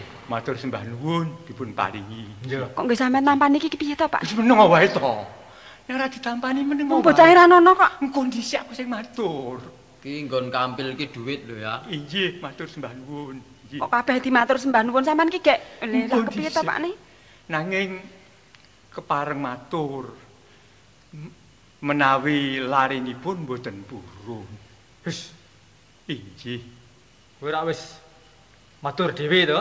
Inggih. 5 dina diparengake diboyong. Inggih. Wong tuwa apa bayi, omong kok mencla-mencle ngono iki. Nggih, tiyang sepuh Ndara, ning nek lare mboten purun nek ajeng meksa anak kula wedok niku nggih mung siji, mboten wonten tunggale. Nek mboten purun wong tuwa kalah karo bocah. Sampun kathah-kathah anggen kula nyukani keterangan nanging piyambakipun boten purun. Nek le ngandhani men nggih saged aning nek bocahe mboten gelem rak nggih mbok. Kok ora gelem piye? Mboten purun saestu kok, Ndara. Anakmu ki ketiban wahyu lho.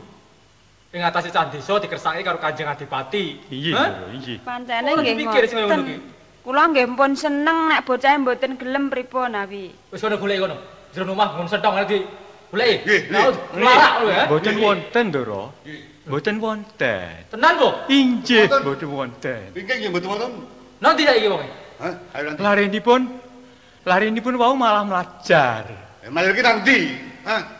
Ndara. Ajatipun wonten Ndara, sendang. rati mundur to. Jenenganku kok medeni to. Kula mboten lepat, Ndara. Aduh, cetha omong cetha. Aduh, kula menika Omong kok ora cetha. Kula Anu sampun mboten enten nggih, mboten enten larene Sing kesah. wedok nek miloro, dhek mesti ngaku nek dipiloro. Kok yo Neng ndi nyi? Mboten nggih, Ndara, kula niku mboten ngerti. Lungane mboten ngerti ning nek anak kula pun mboten ten ngomah riki, ngoten. Aduh, ngaku ora. Sampeyan niku pripun wong wis kandha ora ono kok malah ampun Ndara niku mesake. Ora kena ayo. Mesake kula. Aduh yo. Aduh. Saestu mboten wonten larene pun kesah. Kesah. Pernah ngalor ngidul. Mboten ngerti kok Adate ngalor nanti ngidul. adate. Adate nanti lunga. Kowe rak yo ngerti to. Adate. Aduh. Tekone kok. Adatipun Ndara kok nyur blak-bluk to sampeyan. wonten sendang menawi. Wis sudah.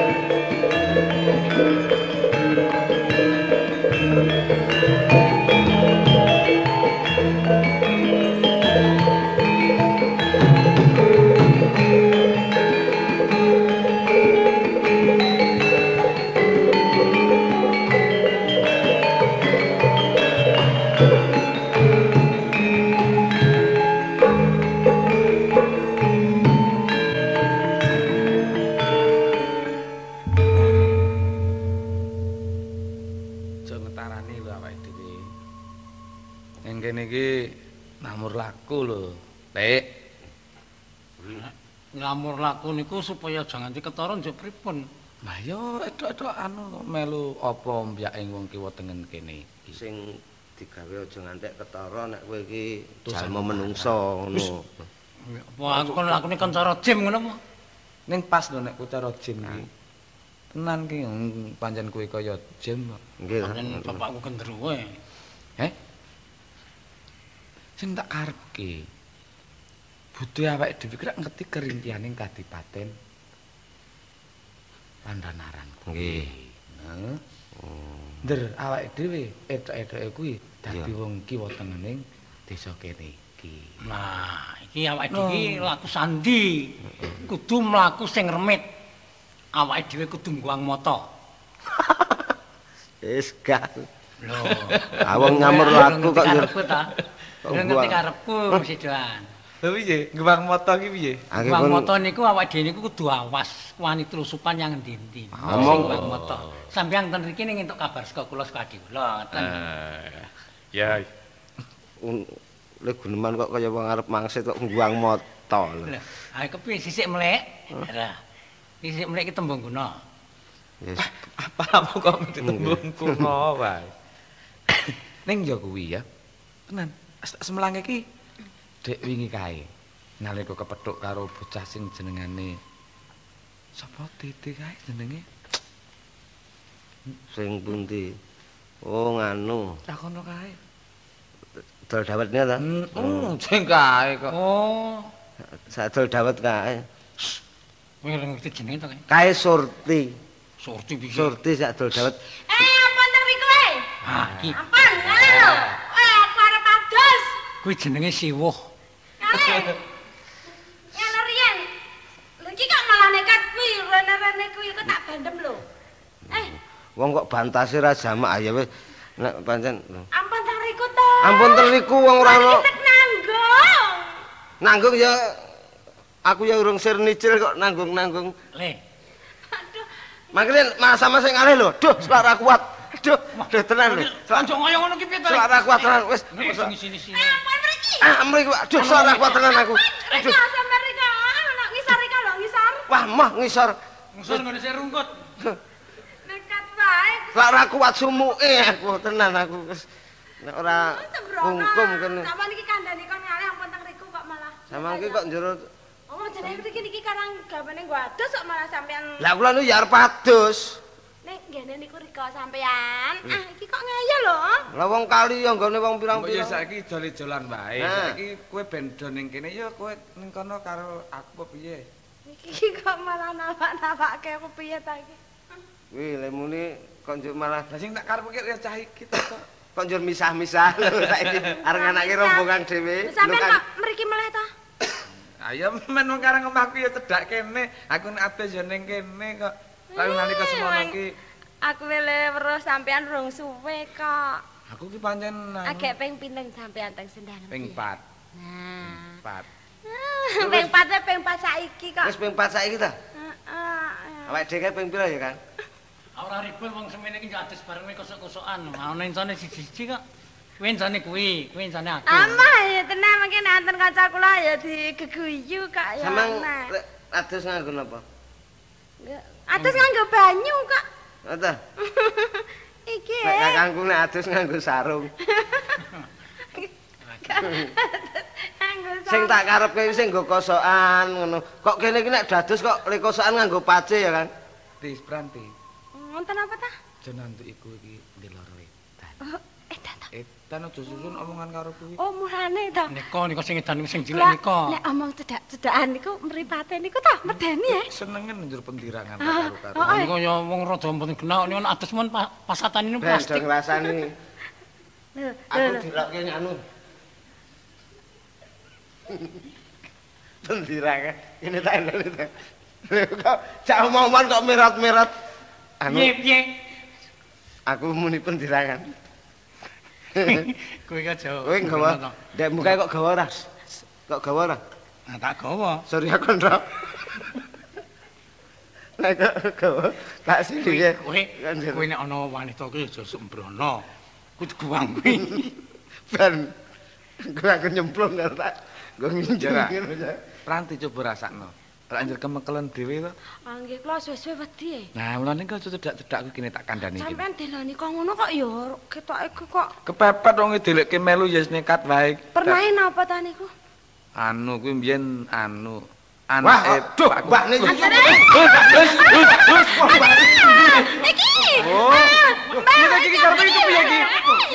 Wes, wis. Pun nang mawon kula lakoni. Ngapa?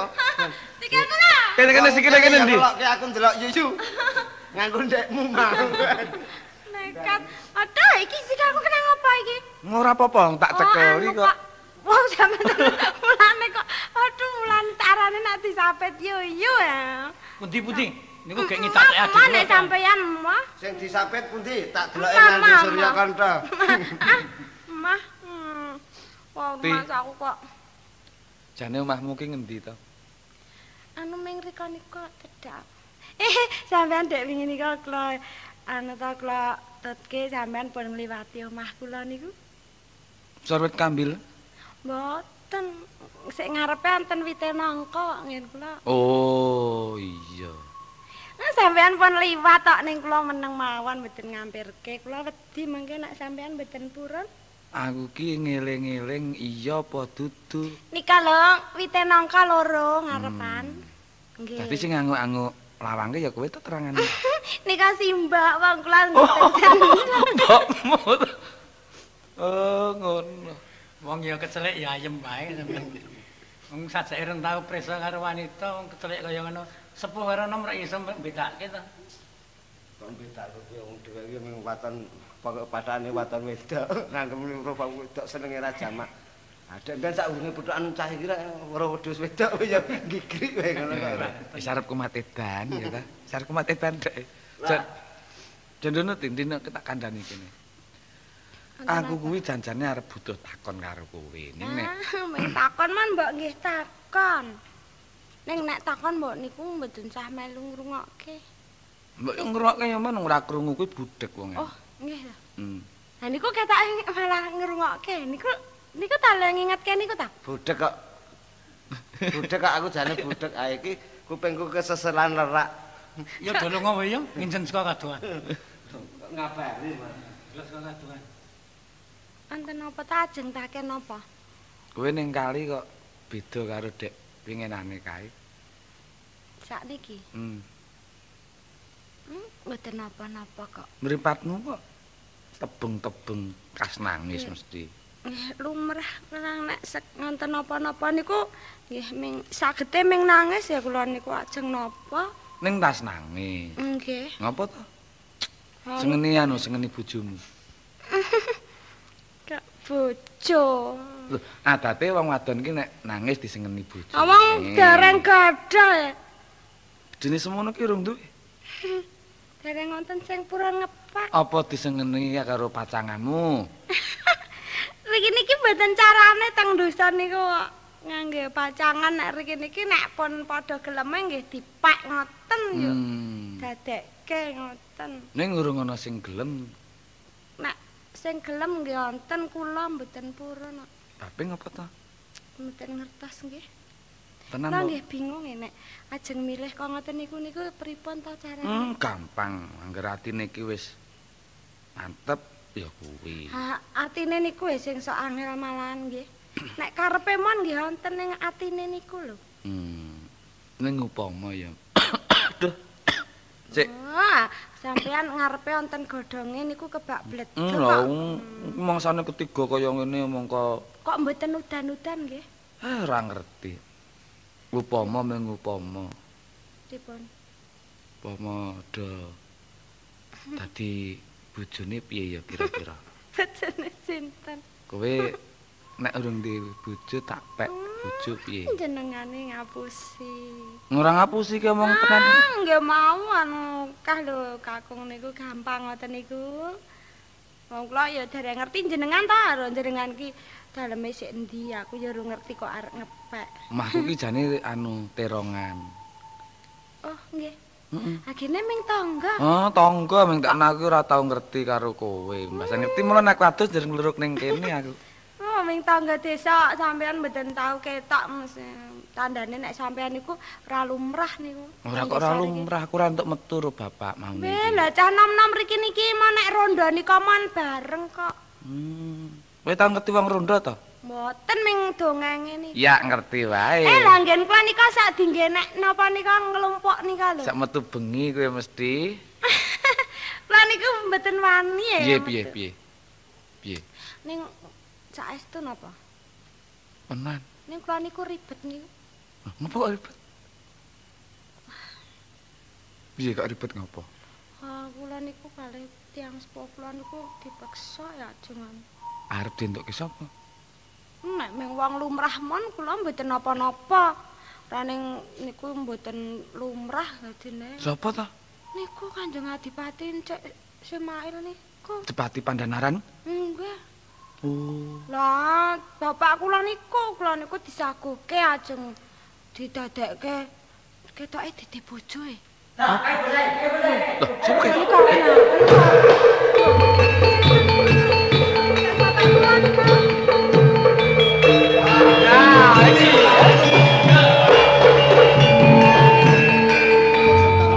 Kene, mrene. Karo cah lanang ngopo? Nanti. Ayo, bali. Lho kok bali? Lho ampun do kaya koten lho niki pripun to karepe niki? Takon iki. Sajake piyayi kok dolan tatanan karo cah wadon Pranti kene Pranti. Kula niku nggih mboten ngerti kok niku sinten. Kene kepiye iki utusane Kanjeng Adipati lho. Wah. Kanjeng Sembrono. Wah, lah ajeng napa? Jeneng kaya goleki kowe kuwi kok. Wah, mboten kula apa namung kene bapak kula mboten gelem kok. Karone Pranti niki pun ajeng dadi bojo kula ampun do Sembrono. Lho kok Hus? Lho lah, karang nggih kok Hus. Nekat wae. Tangan ndi kowe? Lare anu. Terong. Terongan kok. Terong. Jenengmu sapa? Prasetyo.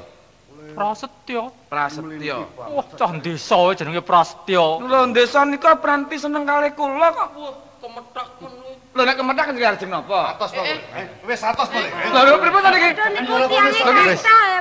Lho iki kok jedhok.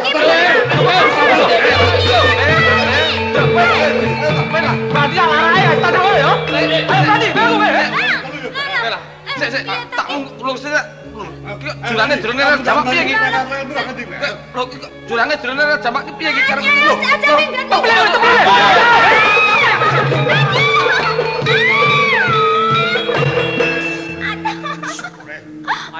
Jurang nangis.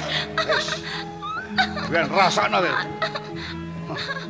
Antun iki Kowe nang ndi wae mesti bakal ketemu, Wong kowe arep bukti, Mboten wong kula niku pun trios kalih bapak kula mboten gelem. Nanti coba sangen kae, Cah lanang sing seneng karo kowe mudhar mesti, Junggalan jurang kaya ngono, Wis, tinimbang ku sangsara uripe wong tuamu, kowe kudu minangkani kersane Kanjeng Adipati, Mboten. Dimulyake kok moh iki piye? Mboten piye kok. Kula niku mboten gelem, kula mboten ngerti. Menang kono kepenak, Arep ngeboti kuwi po Prasetyo kuwi po. Wong kula nggih pun seneng nek kalih nika. Bocah wis mati kalau sawangan cemplung jurang kae. Sing baku dilarak. Soalnya iki ngesane Kanjeng Adipati. Wis ora? Ora blok-blok ayo. Ayo.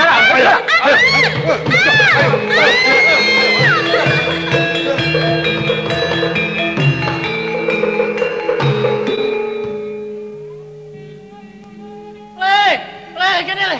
Piye to iki? Lu rajemu nang ndi? Ngomongane dhewe. Kebrawasan tenan iki. Lah wong awake dhewe iki rekane kemakon ngewangi ngono. Wong Ndoro dikulo sora kaya ngono. Wis sing cedak mundur. Cekel ke watu ning gegeden watune aku ora kuat jarene. Perkarane iki rak genane aku weruh cemplung jurang kae mau. Cemplung jurang? Heeh. Mosok saiki awake dhewe nututi golek saiki wetenge jurang. Monggo nututi nang jurang. Iya. Bar metu ngendi, Le? Lah ya udun jurang. Golek dalan nek ora ana njuk kepriye awake dhewe iki modele wae rek mesake to. Ayo golek dalan sing tekan jurang, ngono. Ayo awake dhewe mlipir-mlipir. Sangsara ki.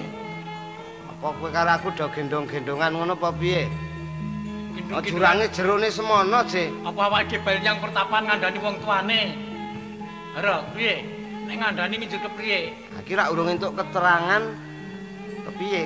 Apa kae mati apa ora mboke salon-alon kuwi diparani apa piye? Ning golek dalan. Ha iya. Krek-krek ora ketang. Ora ketang melar-melar ngene, kene. Metu ngendi kowe arepan? Iki wae kira medun kene iki. Pilunyu. Ora diceluwoki sithik. Yuk wedi men rada ngono. Ya. Alon-alon. Ayo tunggu peramatan kene.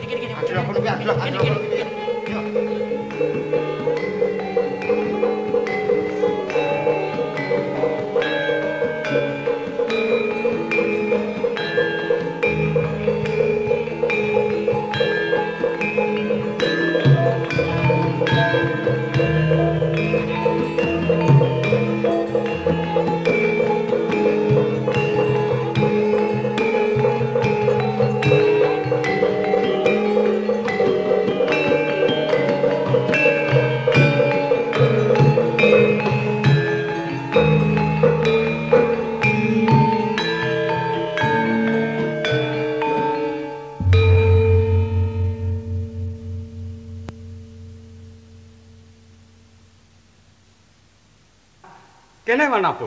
Nene iki. Ah, kene maju kene. Iki Diko. Wah, tak arep-arep. Iki. Basan nggonku ngarep-arep nganti kaya meta walangen. Kok suwe banget ning nang kali gawe ya? Wah, iki. Ning sinaosa wonten lampahan ingkang meh kemawon badhe cabar kersa lakon apa? Iya ngaten. Terus nanging awit saking tememen kula netepi wajib ugi saged kaleksanan. Kula sampun saged mboyong Yimna Pranti calon garwa penyandalem. Oh. Lakon nih. Gelem. Iki anu ing suwau pancen bapakipun lan mbokipun menika kanthi pawadan ingkang maneka warni boten badhe dipun caosaken. Nah, kula lajeng dawuh kalian Jogorogo kalian kancanipun supados dipun pisakit wonten pundi dundungipun lare menika. Lah iya aku wis percaya marang kowe manapun. Dadi Purbawasesa iki tak paringke kowe. Ngene iki. Saestu keterangan panjenengan mbok menawi Pranti menika sampun dipun bedangaken dhateng satunggaling jejaka dusun niku kemawon. Iya, gumun kula.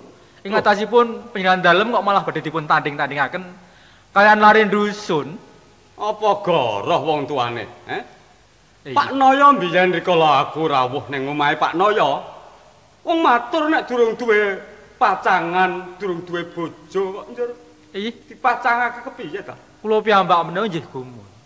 Sampun kula sediani joli jempono lan busananing putri ingkang pantes dipun lebetaken wonten salibun kadipaten. Nah inggih menika wau.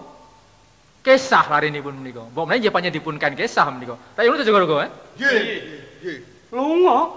Nggih. Coba ngono matur, Cahno manut aturipun Pak Nayana ngaten, panjenengan mboten purun.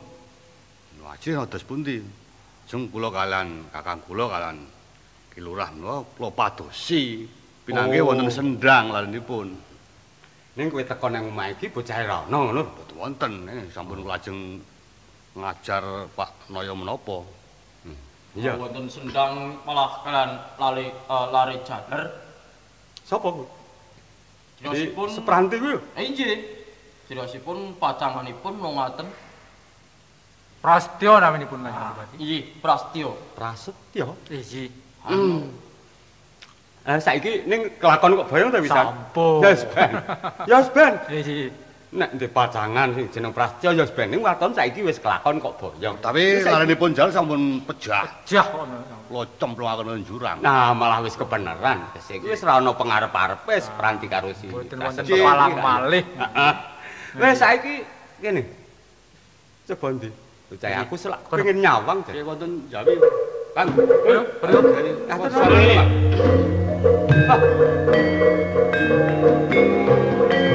Kiri, sudah. Asal mati, Ini. Oh. Niko, iki. Kepati. Inggih, menika Kanjeng Adipati. Ayo. Najan cah desa ning ayu ngono. Iki. Mila lho. Kalau semono ki aku ming sak pebatan. Lah niki. Mbasan iki aku wis ngematke tenan. Ayo, dereng mangke menawi sampun busana kados dene gantun kadipaten. Wah. Ning nges. Piye? Kirane ya wis pantes ta ki nek dadi garwa adipati. Nggih, pantes kados mekaten.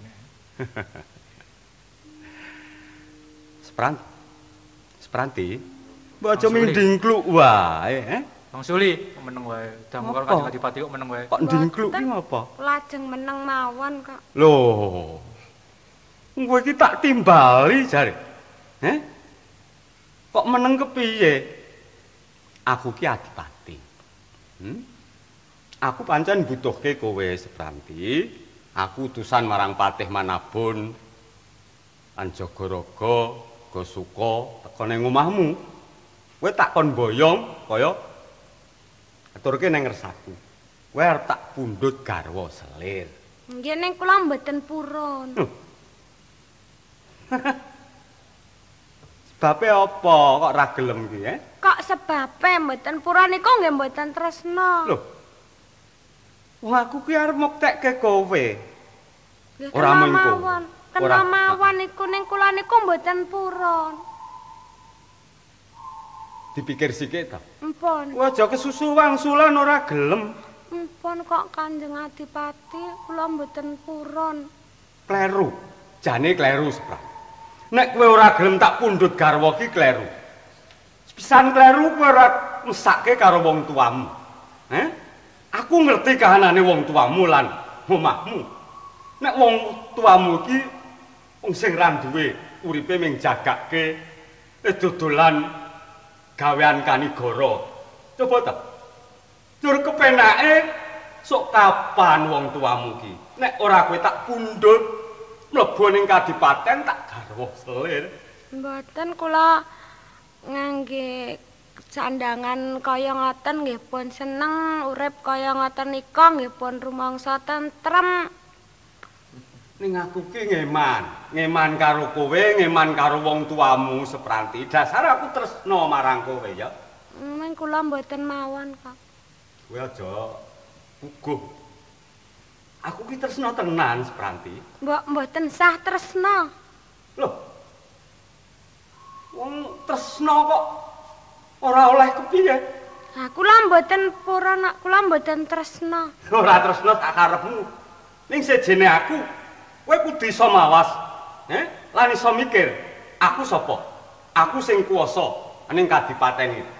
Kula nggih ngertos panjenengan dalem niku Kanjeng Adipati. Nggih pepunden kula. Ning nek bab bojo niku nak nggih seje-seje bape to Kanjeng Adipati. Kuwi dadi gumunan mawon. Nek kowe gelem dipundhut garwa Kanjeng Adipati, iki dadi gumunane wong sak desamu. Pira, Kula mboten gumunke mboten napa-napa kok. Getun kowe engko ora gelem. Mboten kula seneng teng dusun mawon. Anak bun. Lho. Wis saiki kono. Dikon. Kula wangsul nggih, wangsul. Ora kali piye. Sik kena nang keputren. Jogorogo. Wah, kula mbok wangsul mawon. Bali.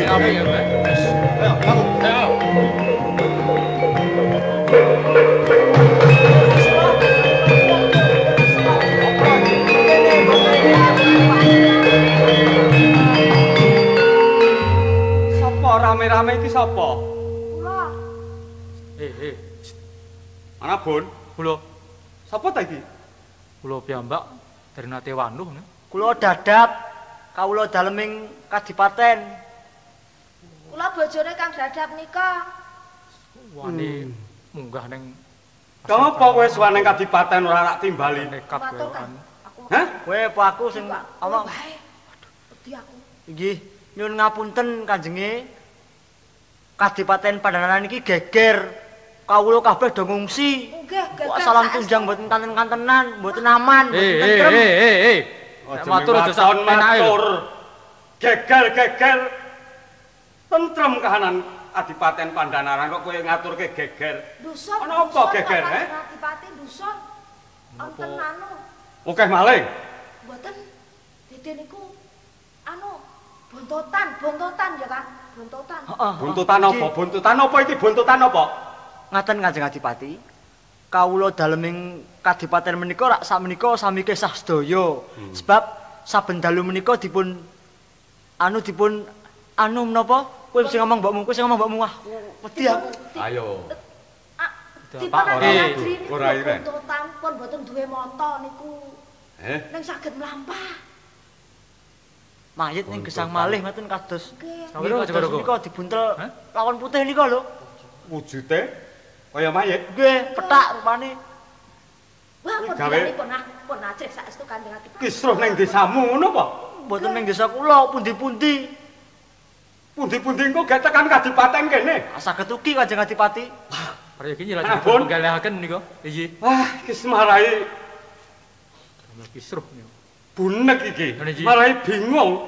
Aku agak arep ngereh-ngereh Sepranti iki malah ana lelakon kaya ngene iki. Wis borong tak pasrahke kowe lho mana pun. Menika sepele menika. Sampun bagi kula badhe ngrampungaken.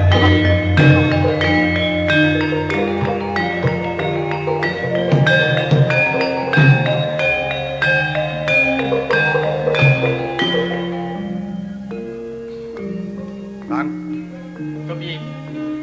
Awake dhewe iki katone enteng ning abot. Mas Rai njaga Pranti kuwi aja nganti lunga saka papane kok. Amin jaga ngono wae kok abot to. Heh. Angger ditunggoni aja nganti mingset saka keputren rak wis to. Rumangsa mung kowe iki cah wedok ngono golek ora jamak. Aku mlebu tak naik panganan, tak naik sego malah kudu uyap balangke aku. Kok gak kowe malah arep sembrono. Lho kok sembrono piye kok ya ora kok. Ngadakane kowe iki anggere ana wong wedok sok sembrono tak cedhaki apik-apik obul. Wah, wis iki.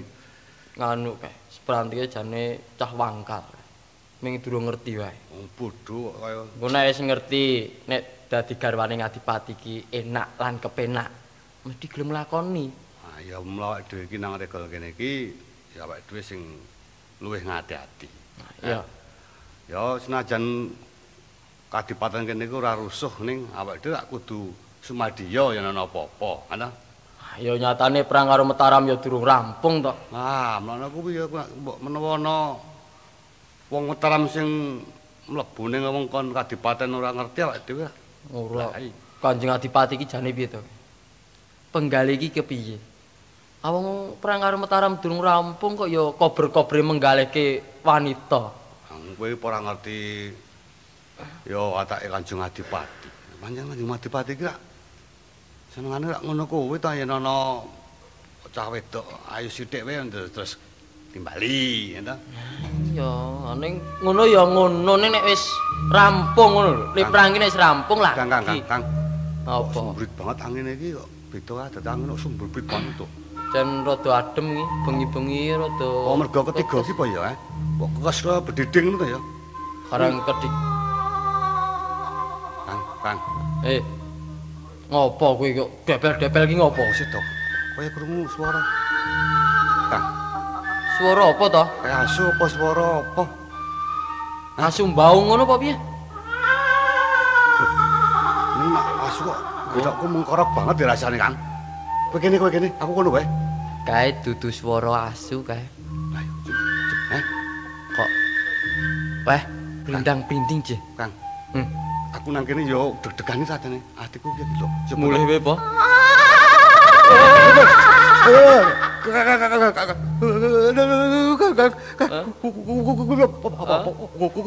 Kuwi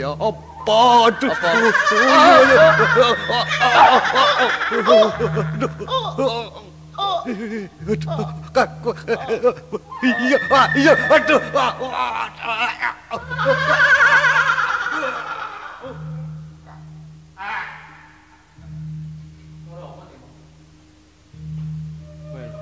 Degleng kabeh.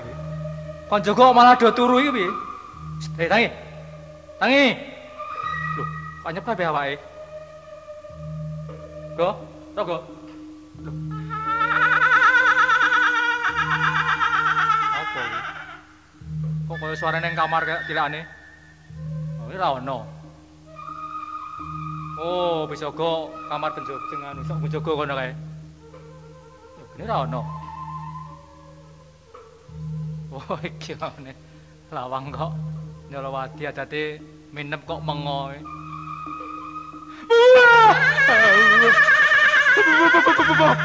Pun talan.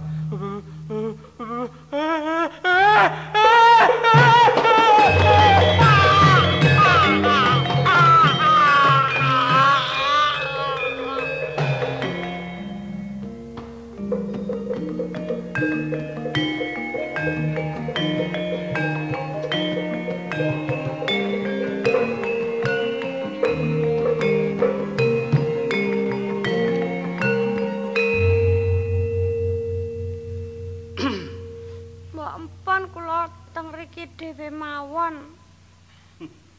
Wong dikancani kok mbok empun kepiye? Mboten malah nek ing angsal kula tak wangsul teng dusun kula mawon. Kula tak wangsul mawon. Bali kepiye to? Lah pripun wong kula nggih duwe omah kok. Ya aku ngerti nek kowe duwe omah. Ning kowe tak butuhke jare. Ning kula sing mboten butuh. Ya senajan kowe tembungmu kaya ngono ning aku tresna karo kowe. Pranti? Ya. Ampun cedak-cedak to. Malah guyu. Ampun cedak. Ampun cedak to niku kok mah. Wong dicedhaki kok kirik-kirik. Aku kok anggap apa to? Mbok aja kaya ngono kebangetan banget kok wis Pranti. Ya. Ya mboten kebangetan wong kula niku mboten seneng kok nggo. Saiki kowe manut wae dadi karo aku ya. Mboten. Garwane mon nggih pun akeh kok tesih ngersake ngepek kula lho. Ajeng nggih napa? Kokean malah mangke bingung. Tresnaku engkang sak ya. Wah, niku sampeyan niku pripun ta?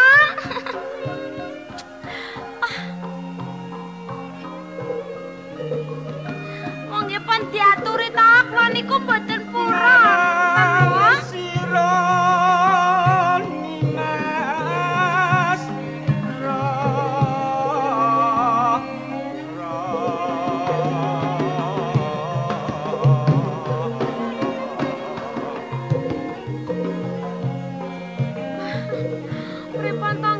Adipati mbok nggih kula aturi mesake kula. Kanono brantane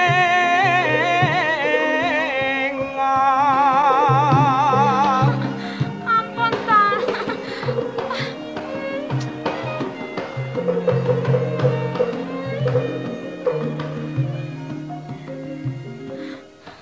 Ning niki manut ya. Ampun ta niki tangan kula niki. Ampun tangan. Malah pripun ta niki? Kene, Mas. Kene ta? Mboten. Kene, Mboten. Wong diaturi wit mau kok ya malah nekat mawon. Sun muktekke neng jero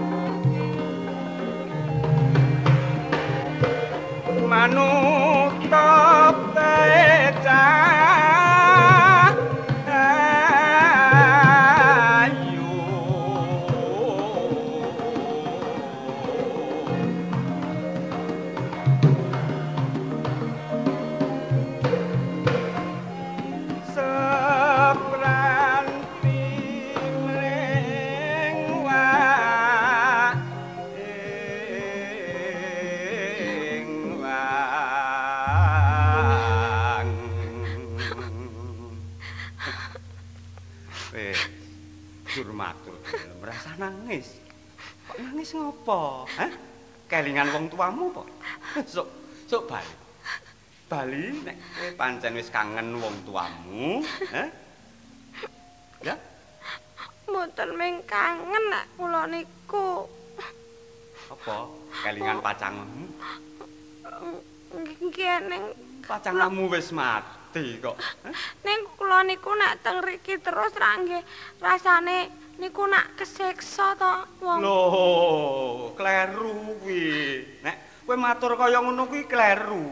Wong ning dalem kadipaten apa-apa ora kurang, Kabudamu mesti kecukupan kepengin nyandang sing apik. Nggih laire. Kepengin apa wae? Laire nggih ngoten niku. Ning napa nggih ming wong urip niku ming ajeng seneng napa-napane wonten ning atine nyatane kula nggih mboten tentrem. Lho. Kula niku teng dusun nika nek ketoke ngoten nggih boten cukup ming ketoke ning atine niku nek teng rika niku seneng niku tentrem.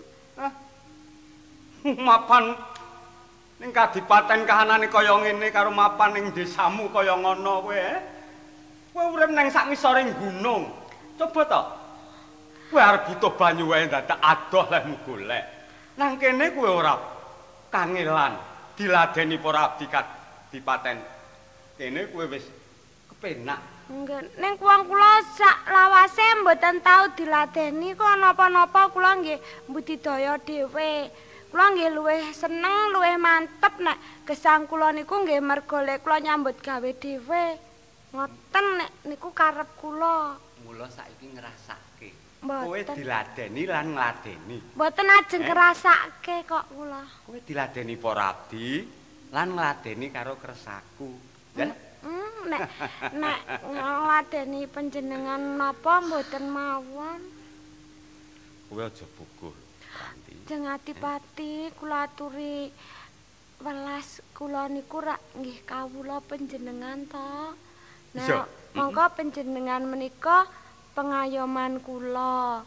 Nah, nai panjenengan ngayomi dhateng kawula, kula nggih kalebet kawula mestanipun panjenengan ora ming nuruti kersa panjenengan piyambak. Panjenengan ya kudu ngertos karo kareping kawula ngaten. Pranti. Aku nek mresani kahananmu iki kaya nggih mboten sah dipresani mawon. Kaya mung kepengin aku nyaketi marang. Kula nek dicedhaki. Aja ngadoh-adoh. Mboten. Aja ngadoh-adoh to. Kene.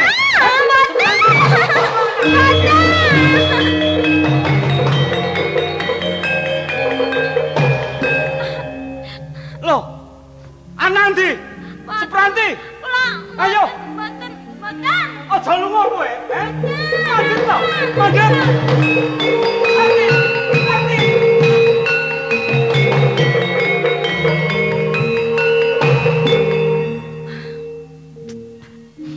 Iya to iki aku.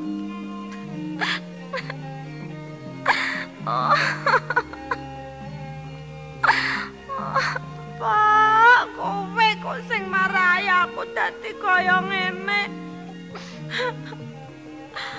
Piye ora iki saiki malah aku dadi kaya ngene tekan endi aku ora ngerti. Biyen mengkon kandha mau bocahe ora gelem ngono wae dadak nyakuhke. Dadi aku saiki malah mlayu-mlayu tekan kene iki njur nggone sapa. Aku njur arep mlayu nang ngendi iki. Pranti.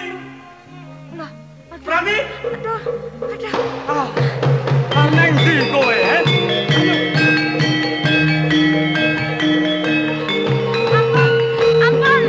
Ayo kondur. Ayo kondur ning kadipaten. Aduh sakit iki itu tangan kula niki lho ampun iki aduh. Kowe aja gawe kagol ing atiku lho, Pranti. Aku tresna tenan marang kowe, Kowe kudu gelem ngladeni kesaku. Jeng Adipati. Kula niku pun matur bola-bali to Kanjeng Adipati. Kula niku mboten tresna. Mbok nggih ampun meksa. Pun kula tak wangsul teng griya kula piyambak mboten napa-napa mboten sah diterke pun. Pranti. Ngelingono. Lho, sisihmu iki rak kuburan. Kowe arep mlebu ning kuburan kono apa? Oh, cilaka uripmu. Saiki kondur wae ning kadipaten, ya. Ayo. Mboten. Ayo. Aku arep mlayu nak ngendi iki. Aduh. Yo. Kowe aja wangkal. Aja puguh to. Mbok. Aduh, piye iki? Ayo kondur. Cudhek iki bingung ya. Kowe. Apa iki? Swara kating. Jelerip. Kaya ngono. Aduh, kidokku kok berhenti. Ayo. Ayo Supranti. Setan.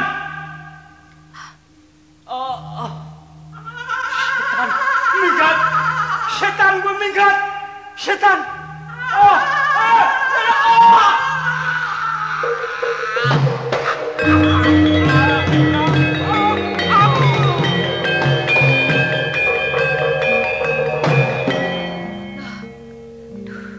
Kanjeng Adipati kok ditekak karo wujud kaya ngono. Wis nek aku upamane kae wujudan putih-putih marani aku wis ben malah arep tak sengaja.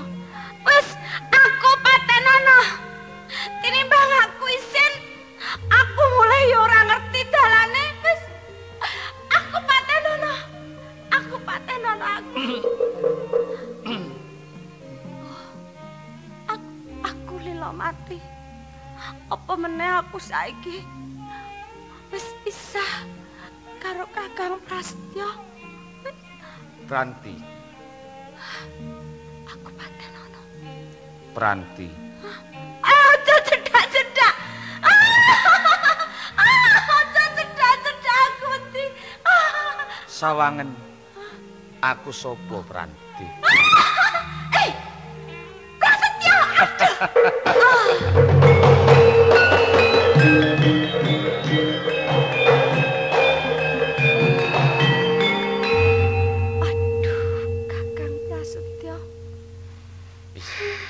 Ora perlu kowe gumun marang lelakonku iki pancen tak sengaja.